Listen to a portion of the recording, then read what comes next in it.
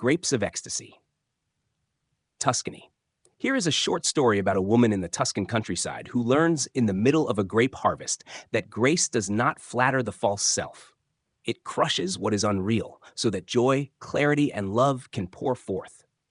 Lucia arrived in Tuscany at the end of summer when the vineyards hung heavy with purple fruit and the hills glowed gold beneath the late afternoon sun. She had come hoping for inspiration. What she found instead was disruption. The vineyard owner, an older man named Giovanni, welcomed her warmly and put a basket in her hands. "You are just in time," Giovanni said. "Tomorrow, we harvest." Lucia smiled, though inside she felt tired. For years, she had built a life that looked impressive from a distance. She had learned how to speak well, perform well, appear spiritual, and keep everyone convinced that she knew what she was doing. But beneath the polished surface, she felt split in two. One part of her wanted truth. The other wanted approval. The next morning, the harvest began before sunrise. Rows of workers moved through the vineyard, clipping ripe clusters from the vines. Lucia joined them, filling basket after basket. The work was simple, but it was not light. Juice stained her fingers. Dust clung to her ankles. Bees hummed in the warm air. All day long, she cut away what was ready to be gathered. By noon, the grapes were carried to the old stone press. Lucia stood watching as the workers stepped into the wide basin and began to stomp.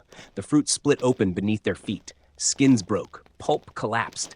Juice ran in dark streams down the channel toward the waiting vat. Lucia flinched. Giovanni noticed. "You do not like the crushing?" he asked. Lucia hesitated. "It seems harsh." Giovanni nodded.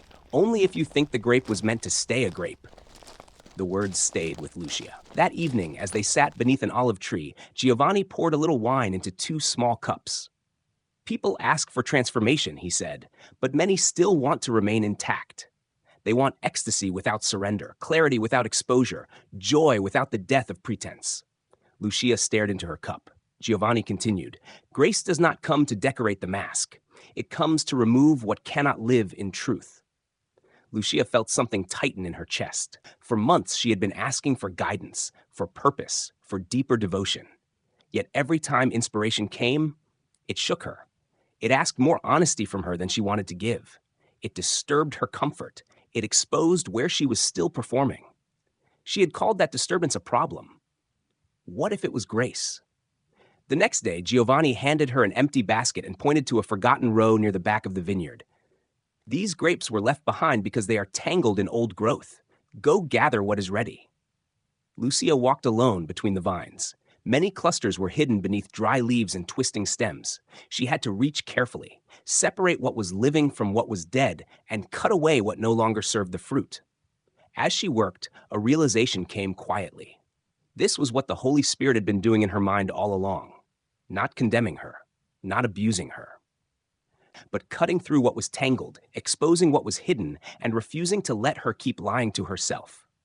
She sat on a low stone wall and wept, not because she was broken, but because she was tired of pretending she was someone she was not. She thought of the identity she had guarded so fiercely, the capable one, the admired one, the spiritual one, the one who always had the right words. Then she whispered into the open Tuscan air, "I am ready to be used."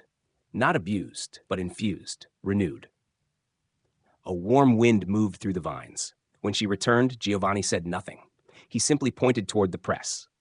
This time, Lucia stepped in. The grapes gave way beneath her feet. Their sweetness released only through pressure. Their fragrance rose only after the skins were broken. And suddenly she understood. The crushing was not punishment. It was revelation. The false had to fall away so the real could pour out. What looked like loss was actually liberation. What felt like being trampled was grace making wine. Lucia laughed through tears. All her horizontal striving for recognition, success, and image had exhausted her. But this was different. This was vertical. A fire moving straight through the center of her, asking for nothing except willingness. By the time harvest ended, Lucia no longer wanted inspiration that merely made her feel special. She wanted truth.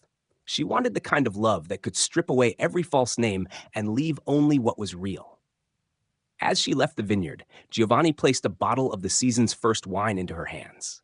On the label, written in careful script, were the words, "Nothing left but grace." Lucia smiled. She had come to Tuscany looking for a sweeter life.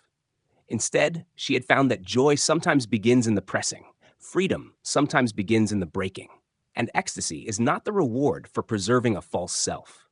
It is what remains when grace has crushed everything that never belonged. May we sing, rest, and dance our way home together.